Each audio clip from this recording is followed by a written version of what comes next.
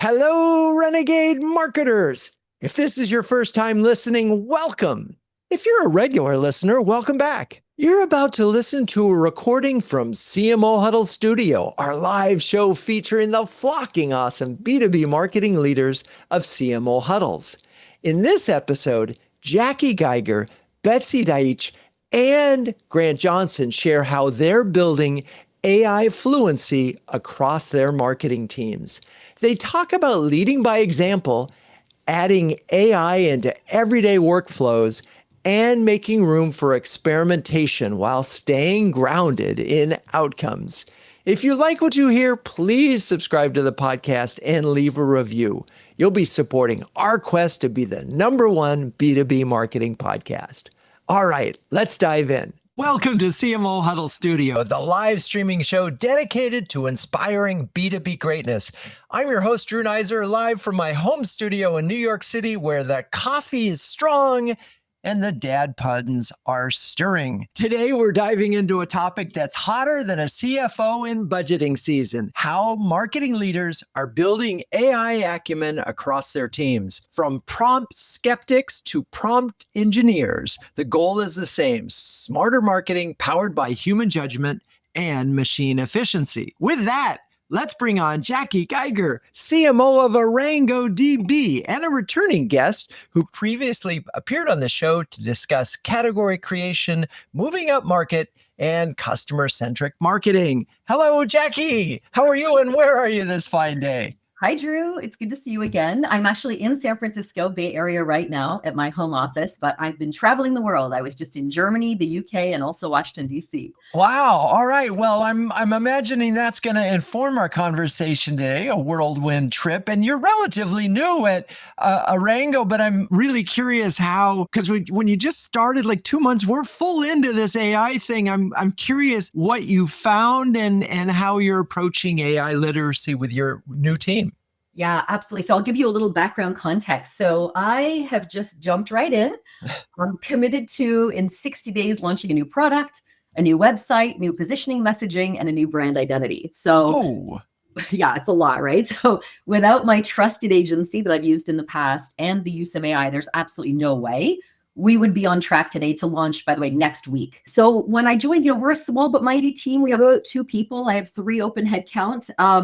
So building the team feverishly, but I'm looking for people who are AI forward. I want to make sure people feel comfortable with AI when they come into the organization. I like to hear what are some of the things they've done already. Drew, I met Lisa Adams at the Super Huddle last year, which she's just been a fantastic resource. I've built digital twins for myself, for my CEO, my chief product officer, and for the company. And so what I'm trying to do is lead by example, model the way.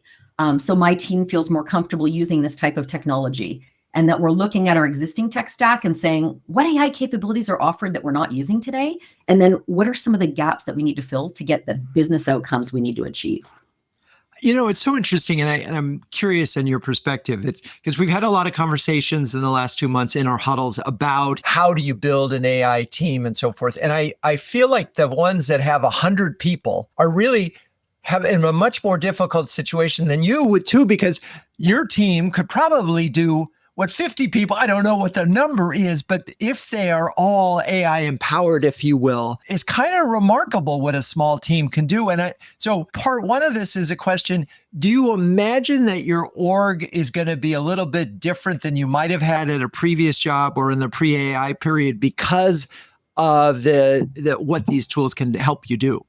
Absolutely. And I'm not really even just limiting ourselves to marketing, although, like, let's face it, I'm telling my team, I want to win an award for like the most AI forward marketing organization. If we could win that award, that would make me really happy, because I see, like, for me, it's a strategic partner, right? Like, what is our go-to-market strategy? Understanding our personas better, bouncing positioning and messaging off of a digital twin that is an amalgamation of our customer advisory board, right? Like, so there's strategic work. There's also like the content marketing type of work. Like, how do we produce the right blogs to show up in SEO and now GEO results? How do we make sure we've got the right keywords? We're going to be building AI SDRs managed by a human, but like an SDR that's focused on our different industry verticals. And company-wide, I want to build an FAQ knowledge base. We're going to start with the sales team, all the sales enablement material for the new product launch. We're building an FAQ. Ideally, we're going to use our own technology, Arango, to have that data foundation we need so that the questions just come in with natural language. Like a rep can say, how do we describe our AI data platform? And boom, the answer comes up and it's accurate with the right business context. So we're going to start with sales, but I'd like to see us expand beyond that. And good news is the leadership team is very AI forward as well, and they align with that vision. Which is, again, all amazing. And you've listed a lot of different things. Are there any of those, whether it's the AI SDRs or I call it a sales enablement GPT, that are, you've already been able to ramp up, or we're still talking? I mean, again, you're 2 months in. So how much can you done? I guess it sounds like a lot, but is there one that you're feeling really good about? Yeah, so I think the digital twins we built out for the CEO and chief product officer, for myself, and now we're actually thinking about purchasing some technology that a couple of the CMOs on CMO Huddles have used and recommended. They kind of gave me here's what's good, here's what could be better, and here's the roadmap that we're kind of banking on. So that's another valuable thing from CMO Huddles, is meeting these CMOs who've had experiences and can give you feedback on technology. But yes, so some are in process, some are live and working every day. Some are starting on Friday, like the AI SDRs. That project starts Friday. And we're building this knowledge base from the first day I started. So we're, going to be coordinating with our development team to find out when can we launch a prototype for this. I liked how you said it, sales enablement GPT. It occurs to me, so we've had this first 90 days quick wins checklist, and we have to completely update it with this sort of framework. So thank you for this information. I want to get specific. Are there any tools that you're using that are really helping? It could be specific, whether it's building the website, or because you talked about that, or any tools that you want to reference? So I'm going to broaden it a little bit to, I just learned when I was in Washington, D.C., we had our sales enablement training, and our sales team is using Notebook LM in a really strategic way. So they're recording all the calls from sales conversations, and they're saying, what were some of the highlight quotes from this customer? How did they describe their pain, so that they can do a better job of mapping our solution to their needs? And then they do that to create readout decks and to ensure that there's continuity across that whole sales conversation. And again, for marketing, that's gold, right? Like all that feedback, all the questions, understanding the pains better feeds into our positioning and our messaging, the content we create, and the effectiveness of the programs we're going to be running.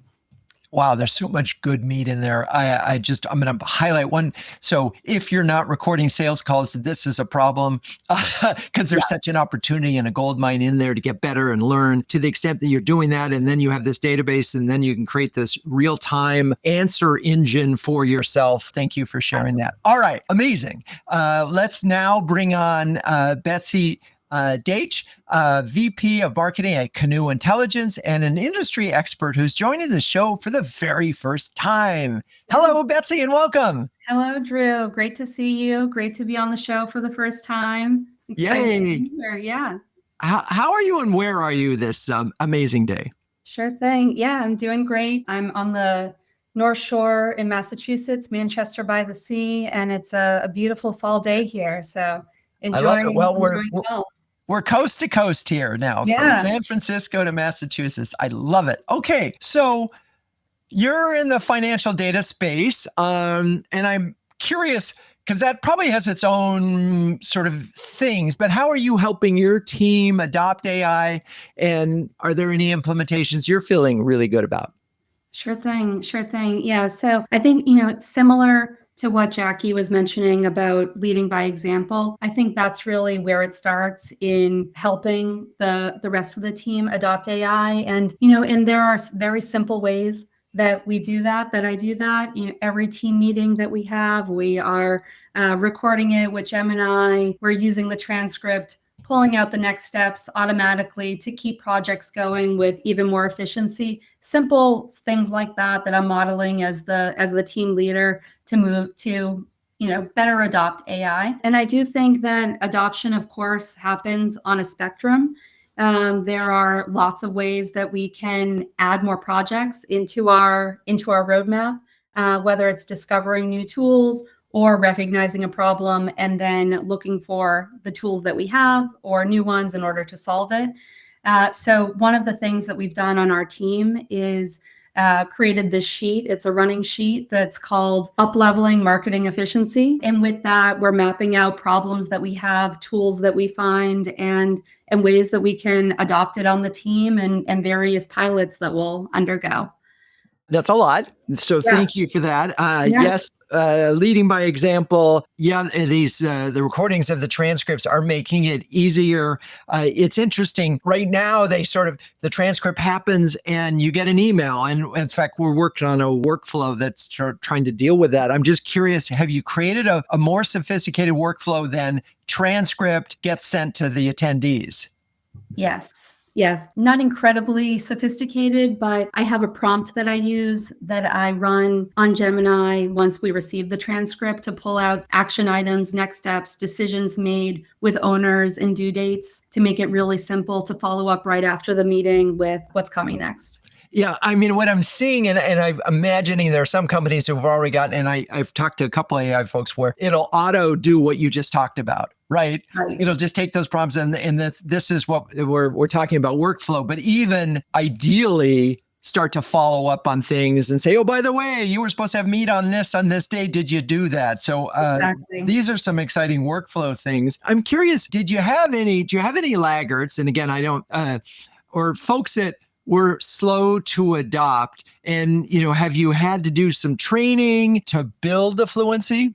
Yeah, I think, everyone on the team, whether you're in corporate marketing, product marketing, growth, ops, wherever you are, there are ways that each team is adopting AI in different ways. So I wouldn't necessarily say that there are any laggards on the team, just kind of meeting people where they are in their specific workflows. Yeah, I mean, I didn't mean to call them out, but I guess what about training though? Because I think this is a big issue. What are you doing there to help folks sort of bring them along? Because I mean, while this is the first technology that you could actually ask it, how do I use you, and how do I use you to the best of my ability, and what could I do better here? So it's unusual that way, but still, not everybody figures that out. And I'm curious if you've done formal training. Yeah, I feel like I'm being led to say that we need formal training, but we actually haven't. We haven't done any formal training. It really is. It's on the job. It's experiential. It's learning from each other. And one of the things that we're doing on that front is we have our QBR for Q3 on Tuesday next week among the marketing team. And part of that QBR is every marketing vertical is going to pitch an AI project that they're going to execute on in Q4. And by that, we're learning from each other, we're sharing ideas, and always continuing to innovate in that way. Yeah, I love that. And this came up in a huddle recently, this notion of sort of now you can enable people to pitch really interesting things that they could never actually consider before. What's interesting, when we started with this, it was about the tools, and a new tool would come out and people would get excited. And then, for a moment in my mind, we were swinging to focus on the problems that you want to solve, and then you can figure out the tools later. But I think there's some balance potentially, because sometimes the tools do things you never thought you could actually do. Yeah, exactly. And, in every day, there's more connectivity between like your existing tech stack and new AI tools. So it's a constant learning process. Yeah. And do you have anybody on your team that's sort of stepped up that you would say is like a vibe coder that is just like so enamored with this that they're kind of leading the way? Yeah, I would say on our product marketing team, our product marketing lead has really become the leader in adopting new technologies and just really testing out everything from creating a kind of a calculator with Replit to like writing songs through an app just for fun, but really leaning into all new tools available and seeing how it fits within our plan. I love it. Can you explain the calculator a little bit more? Sure thing. So at Canoe, what we do is we automate document and data workflows for alternative investors. And we were interested in building a calculator to map out what could the efficiencies gained be in using Canoe to automate this work versus doing it manually. So we went to Replit as kind of a fun test in order to build out this calculator and continue to expand it and use it as a as a lead gen tool in the future. I love it. Yeah. And there's so many things that, I mean, these days, everybody should have the equivalent of an ROI calculator, or because, it is a question in every buyer's mind is, what's the speed to value? How quickly can I get value out of whatever your product or service is? So if you can't figure out how to answer that, maybe generative AI can. So that's super cool. Okay. All right. Well, with that, I'm going to bring on Grant Johnson, who is fractional CMO at Chief Outsiders, who has previously joined the show to discuss many topics, including CEO, CMO alignment, B2B marketing metrics, and implementing ABM. Hello, Grant. Welcome back. Hey, it's great to be here, Drew. How are you today? I'm fantastic, although I had a tough match last night, which you can appreciate. Won the first set, lost the second too. Anyway, Grant and I had a chance to meet in Southern California just recently, and actually got out and hit some tennis balls, which is a lot of fun. Anyway, where are you this fine day? I'm in San Clemente in South Orange County, where the sun's generally out by midday. There it is. All right. Well, we've got full representation on the West Coast. So look, you're advising a lot of companies, and what are you seeing as the biggest gaps in AI readiness across sort of B2B marketing teams? Yeah, I think we got a sense of it from, talking earlier. In what you can see is that there's no real mandate to upskill each staff member to their level of proficiency needed to move that sub-function in marketing, whether it's, product marketing or demand gen or operations or communications. I think that's one of the biggest things, or there's not time allotted. We all have faced in our lives and our careers the tyranny of the urgent. And if you don't block time, you don't have to become a vibe coder, although that could be fun too, to improve your skills on a daily basis. It's going to be difficult to keep up. And then the other thing I've seen, and I loved hearing the, tracking list of how we're going to, improve marketing competency over time. This is tracking. I started 2 years ago at a company where we probably tried 400 experiments. And I think in retrospect, that was a good exercise. But what it lacked was, let's find the one best tool that'll help the function. And so for me, Gamma for presentations, a game changer. A lot of people might, use Midjourney for images. Clay's been great at a couple of my clients for lead enrichment, prospecting, and even workflow automation. Yeah. And it's funny. We talked about this before. I mean, Descript is another one. It's for us, at least. We use it for both video and for the podcast. And it's literally probably saved us 80% per episode in terms of time. And those are dramatic improvements. I want to go back to, so if there's no clear mandate for competency level, the solution would be to try to set some levels, but you'd have to have training or something available for the team in order to get there, right? Yeah, I really think so. Betsy mentioned, I've talked to dozens of CMOs. There's hundreds in CMO Huddles, many of which we all know, and there's some in Chief Outsiders. We're all grappling with the age of AI and agentic AI coming even faster. I think that you really have to have a framework for how you're going to adopt it. Now, I've done workshops. A lot of us in Chief Outsiders, we do workshops, 2-hour, 4-hour, 1-day workshops. And of course, like any workshop, you have to plan, you have to understand the current state, you have to have the end state where you're trying to get to and what tools use. And I think one of the best things for a workshop is when you've got multiple groups, let's say you're launching a new go-to-market or, ABM segment campaign, and you're going to need product marketing, you're going to need creative, you're going to need content, you're going to need the targeted list, maybe some segmentation. Have everybody work together on that using one or more tools. And it's amazing how fast the learning can go, and you can, you bring the skill up faster. And then, as you said earlier, you've got to have one person on your team. Not everybody has to be a 5 on a scale of 1 to 5.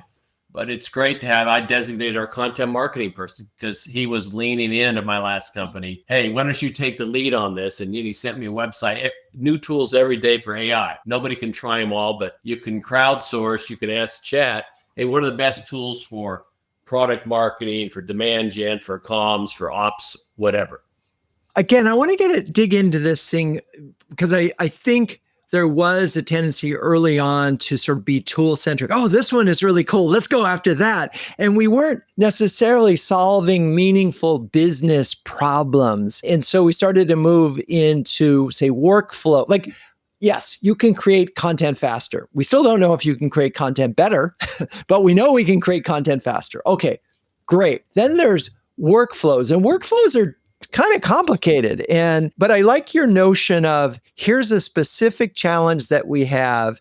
We've got to solve that problem. Now let's all work together with some of these tools to help us solve that problem faster and then map out a solution. And I'm curious, what do those workshops look like? Well, you've got the prep work. So you upload it, whether you've got Gemini or ChatGPT or what you pick your tool, Claude, right? So you have to have your own instance, your own license, because you want to keep it within your company, that container, if you will. So you upload your content. And a lot of clients that work with, they've got their brand guidelines for visual, their verbal guidelines for messaging, and so at least that what's going to be created by the tools will be either on brand or close enough for minor editing required. And then you have to have a specific use case that you define. You don't want to try to boil the ocean. Right. So you can see, hey, where did it help? And I always talk to people who are on our Gemini AI journey.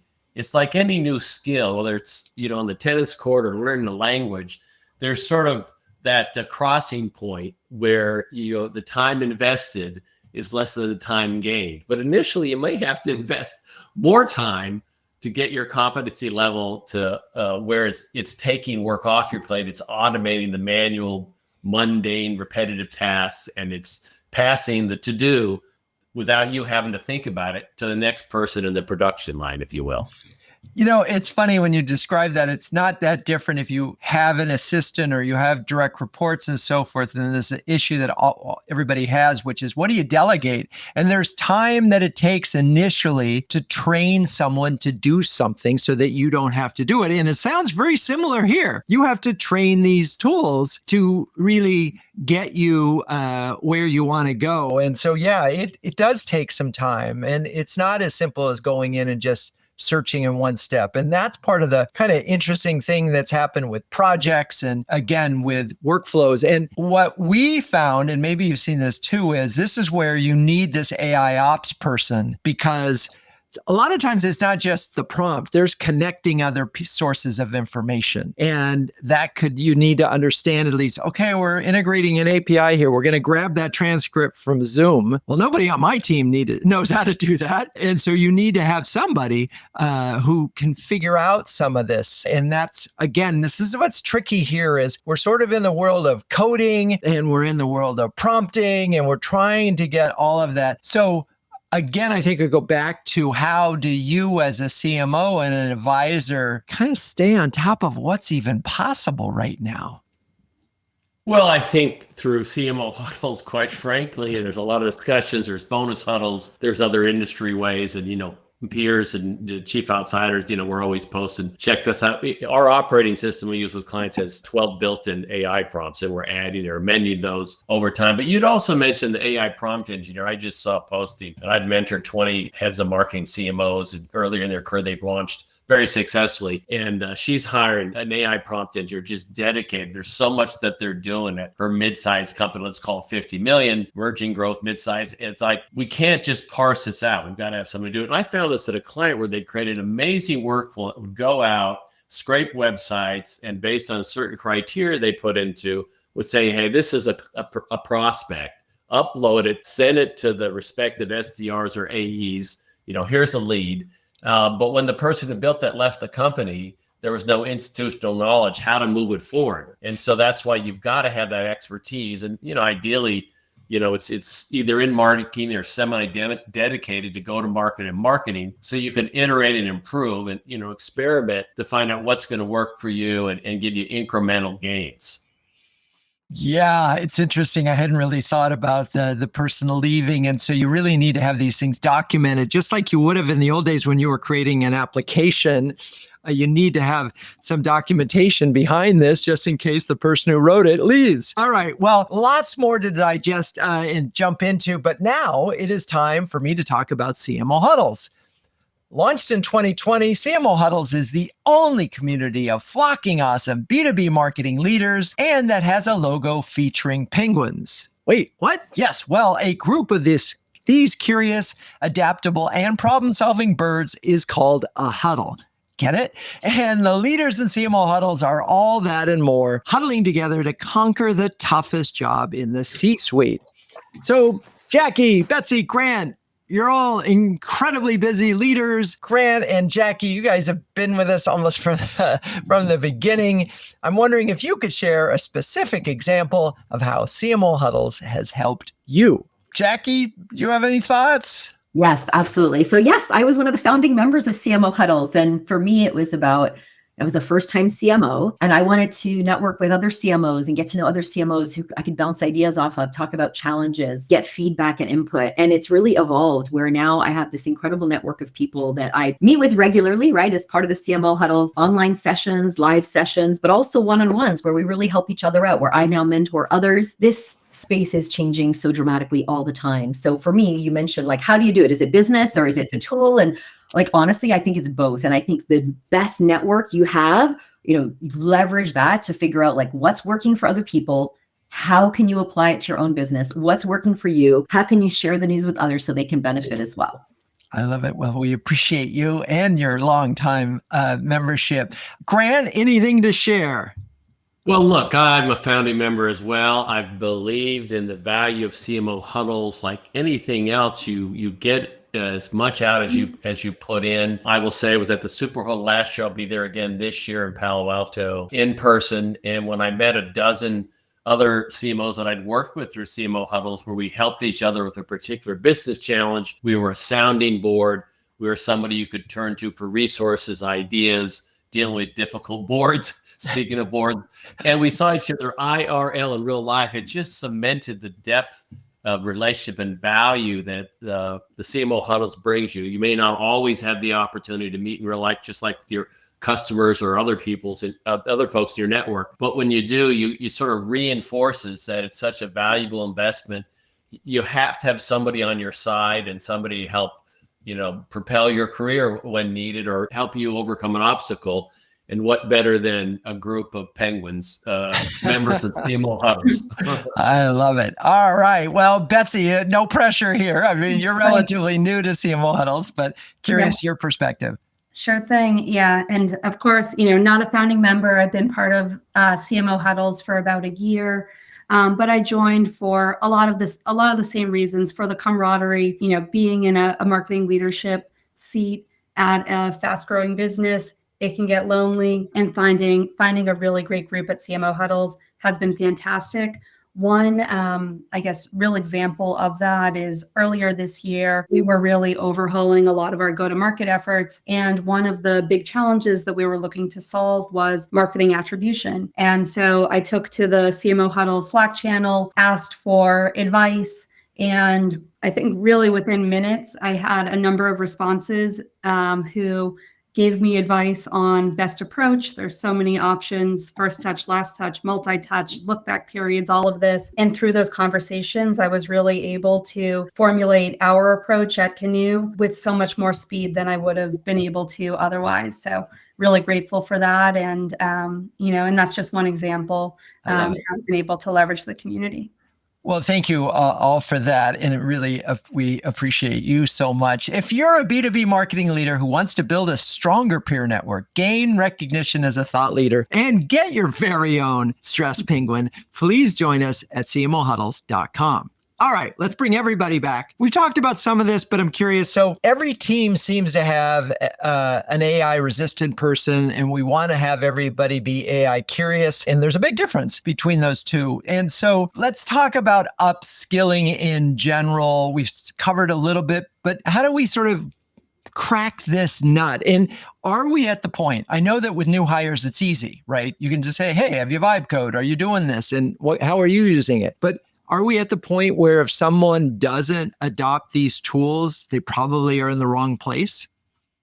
I think so. Like there are people who are just, I'd say there's two types of people. You give them a project and they're like, let's go. And then you have some people who are like, oh no, right? There's always those people who are like, oh no, I've got to learn something new. So I loved Betsy's idea about, just have that quarterly meeting where everyone on the team has to present how they're leveraging. And I think there's no better way to get over fear and uncertainty than taking on a project yourself and seeing how it works, figuring it out, and then presenting to other people on how it went. Yeah. I have to tell you, just this is not self-congratulatory as it sounds, but having committed myself to having to create an AI video, which I had never done, I learned so much. I also learned that you need professionals at some point in time if you want to create a great video, but you have to sort of commit to it. Betsy, you've talked about other things. Anything on the upskilling part that has worked particularly well for you? Yeah, I think, when there is kind of a spectrum of ability and knowledge within the team, I think that it's one way to always make incremental progress is to focus on the most narrow problem to solve to make AI adoption less daunting. So that's just one way that we've done it on the team, like starting small with content creation, leveraging gems, applying what other members of the team are using in order to elevate other work. I think that's one thing that's worked well for us, and we're continuing to build on it. Yeah, I love that point about narrow the problem to solve. And as you're thinking about it, it occurred to me that one of the things that we know in AEO, recency matters. So one person just can go back through your top 20 posts and update them with some interesting new information. That takes a few seconds now, where it would have been longer. And that's an easy one to do. We need to update our top 20 posts. Boom. Give it to the person who's the most resistant and have them figure it out. Grant, you want to weigh in on this whole process of upskilling?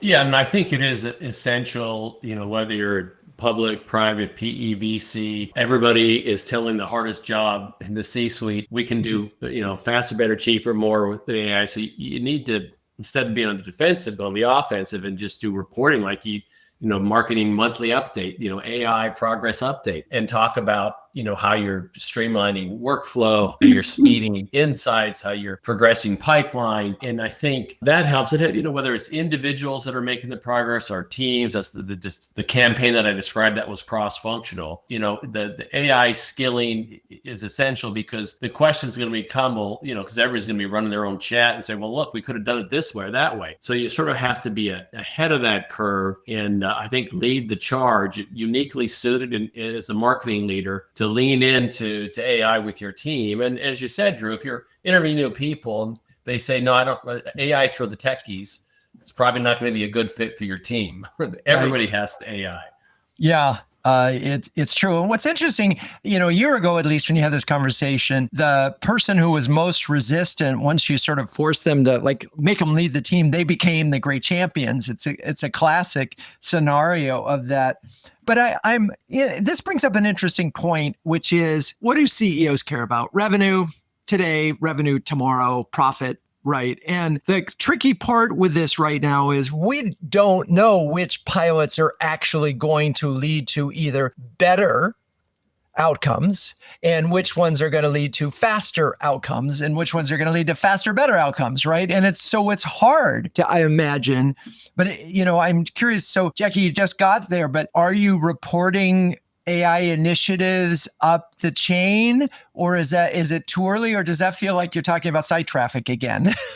Yeah, I don't really do it a lot, right? I think for me, I just think it's part of our work. It's me and my digital twin and my CEO's digital twin and chief product. So right. I'll talk about it and say, yeah, so I used my digital twin to create this or whatever, but I'm not here's an AI project we're running and let's see what the results are. To me, it's just part of our daily work. And I think it's important to mention, Drew, ChatGPT is a toddler. This is the hardest AI is ever going to be. Right. I had to go to Germany, England, all these places. I used ChatGPT to figure out I'm flying premium economy. What's the best airlines to use? What's the best routes? But you know what it didn't do? Book my flight. Right. OpenAI just announced now they're going to have agents that will go that last mile and execute it for you. So today we have to worry about prompts and everything. Very near future, we're going to be using natural language to just make our lives so much easier, get the information we need, make better decisions. So I think it's only going to get easier.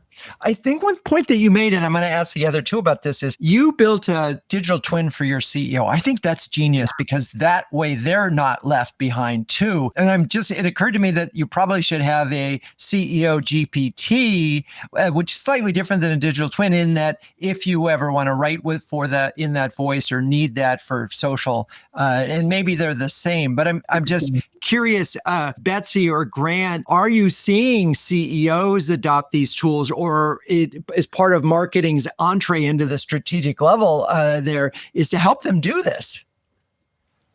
Betsy, you're nodding your head. Yeah, certainly. Yeah. So we're doing this on behalf of our leadership team today, leveraging tools, bringing together past recordings, past media placements, and in order to go down this path. We haven't quite created the digital twins yet for our team or for myself, but that's certainly on our roadmap, something that we'd love to do. Interesting. Grant, it hadn't occurred to me that, boy, if the CMO is the one, I know there are some CMOs who are driving organizational adoption, but if we just specifically think about CEO and CFO and their either potential resistance or all the time, the things that the CMO could do to help them become more AI forward. Have you seen any of that? Yeah, well, I think let's take this. I'm with a company I've been helping out. They just hired a VP of marketing. So we come in as a fractional, help them write the rubric and screen. And so like a lot of companies, they're challenged with, trying to keep up with companies that have bigger budgets and, have multiple people. They've got one guy, one man, one woman, one person doing content, and that's a lot. And so they created the digital twin for the CEO, so they understand their tone of voice, the language, how they speak, how they approach these areas of expertise for thought leadership content. And so it takes the CEO just, a minute to scan the next post or thought leadership article, and all of it's fed through, a customized prompt that enables Super Joe. His name's Joe. We call him now Super Joe.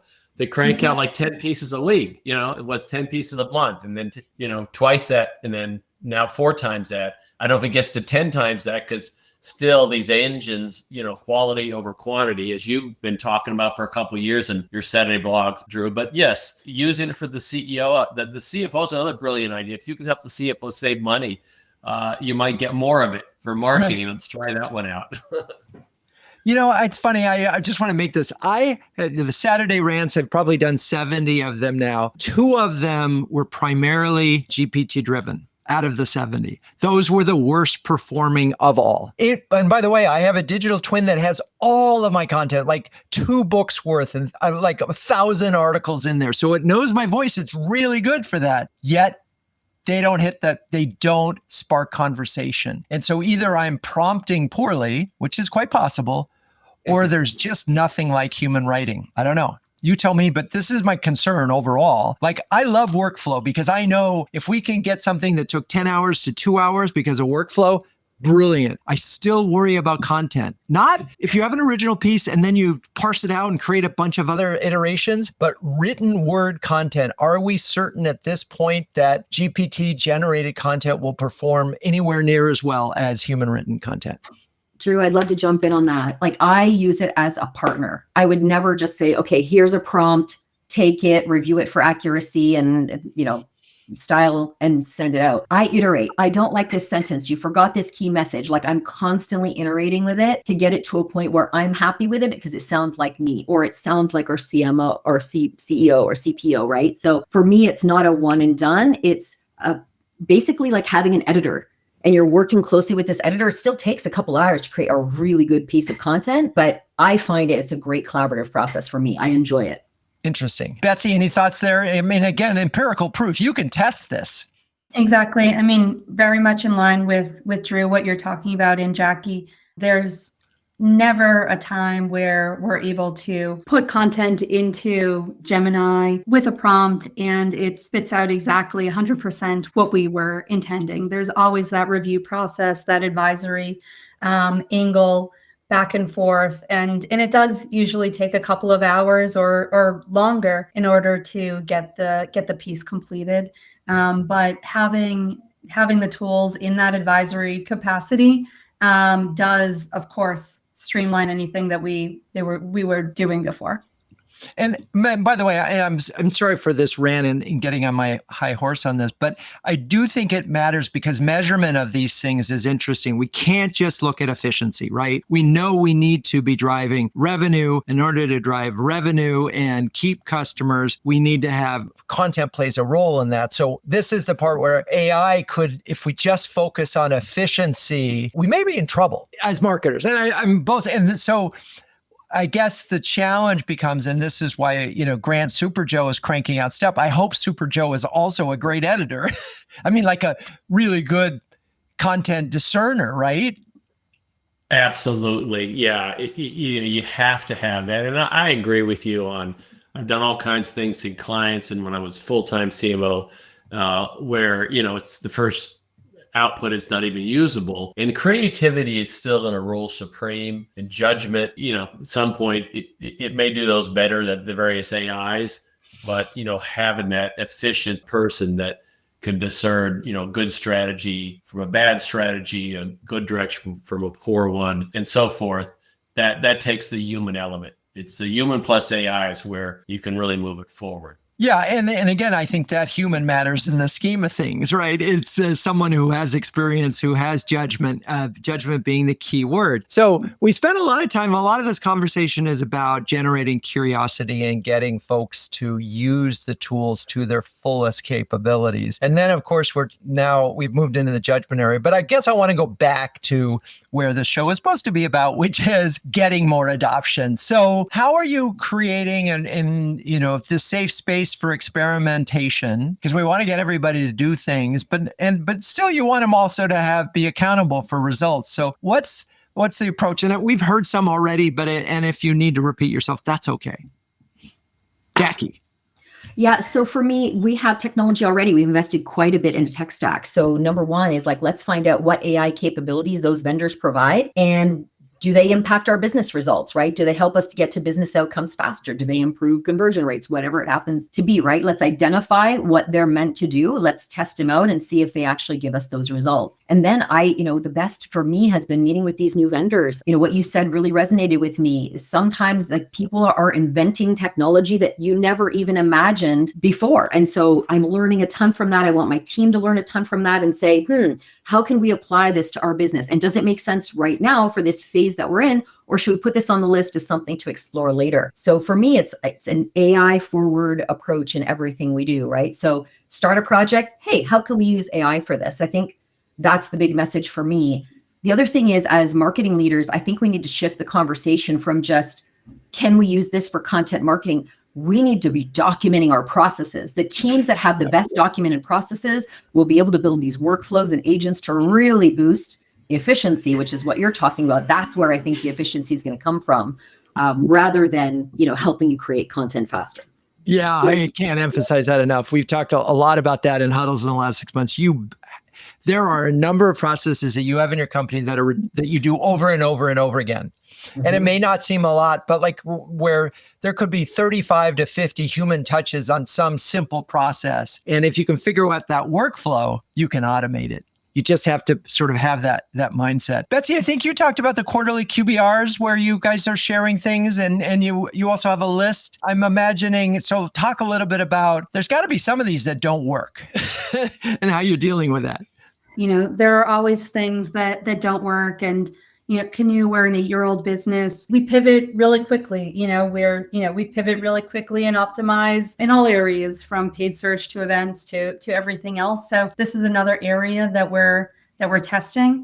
One way to kind of ensure that we are making the best investments with AI is really also investing the time to test everything, give everything the best shot, give our ideas the best shot. So another I guess program that we're putting in place for the rest of this quarter is spending 1 day a week focused on these initiatives that we're pitching at the QBR next week. So we'll have the time to invest to really measure the results and the impact. I love it. All right. So now we're on a weekly basis. Yeah. Grant, anything else in this boosting confidence space and in thoughts? Yeah, if you've got a complex campaign or initiative, I've been doing this with chief outsiders and clients. I'm trying to implement a few clients a more intermocked ABM program so that, sales, SDRs or BDRs, marketing are working in lockstep, let's say over a quarterly project. And you can just feed into your favorite, prompt engineering and say, like, give me the work streams, the time frames, the deliverables, the hours needed. And it seems like double the hours you actually need. Now you can have individuals. How do we do this piece faster together? So it sort of becomes like a challenge that's very concrete because all the steps are defined in the program, organizational structure, and timeline. And so that's been a way. Like, I guess if I can't go faster with the current tool, maybe there's a better tool. I can swap this out for that out. And so it's rather than the one-offs that we were talking about earlier in the show. This is a unified approach to leveraging a variety of AI tools, could just be one or more, to help deliver program, as you said, not just efficiency, but effectiveness. The number of leads that convert to opportunities that close to one revenue. That's what CFOs, CEOs care about. Right. Yeah, and that's such an important part of this is that we ultimately are translating any of these initiatives to business value. Okay, we've covered a lot of ground in a short period of time, but we need some final words of wisdom for other CMOs when it comes to building their team's AI acumen. And Jakki, we'll let you start. Sure. So I think back, this is just another technology revolution in marketing, right? Like, remember when we didn't have a HubSpot? Right? Remember when we didn't have YouTube? Remember when we didn't have social media channels, when there was nothing like PPC, right? So imagine people without digital marketing skills. You can't. In order to be in this profession, you need to keep up with the changes, and they're becoming faster and more furious. And so I would say, help your team get up to speed as quickly as possible, hear their concerns, try to give them small projects to make them feel more comfortable, but most importantly, lead by example. And the future is not about like AI or people, right? It's AI with people. And it's only going to get easier to use moving forward. I love it. Okay, Betsy, final words of wisdom.